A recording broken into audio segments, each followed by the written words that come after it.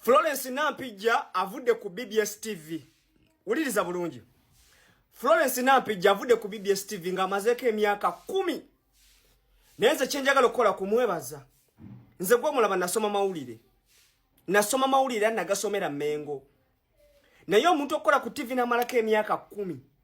Oyo nno omuntu abeera ayagaliza abaana abalala abakola journalism. Kyovula nze nayimirira wano ne mbagamba abantu abakola journalism. Muino omulimu munene ogw'okukola olw'ensonga mugenda mmaliriza munoonya emirimu gibabule. Nze mbabuulira.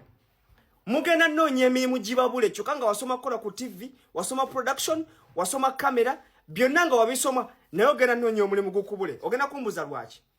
For example, omuntu nga Nampijja amaze ku TV emyaka 10.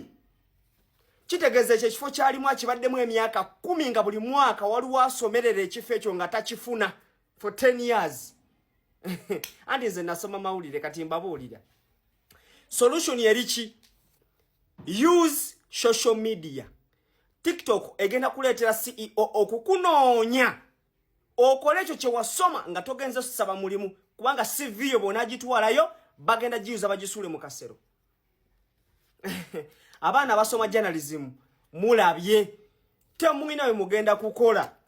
Nze mbabuulira ojja kunyiga onvume toyina wogenda kukola. Anti awantu woyagala omuntu amazewo emyaka 10. Anti emyaka 10 jukira buli myaka 2. Buli myaka 2 babeera bafulumyo wa certificate. Asomye journalism. So 2 years, 2 years, 2 years, 2 years, emyaka over nga abaana abo tebakola because Nampijja akola. Abaana bakola journalism mulabye. Temwina we mugenda kukola. You're not going to work anywhere.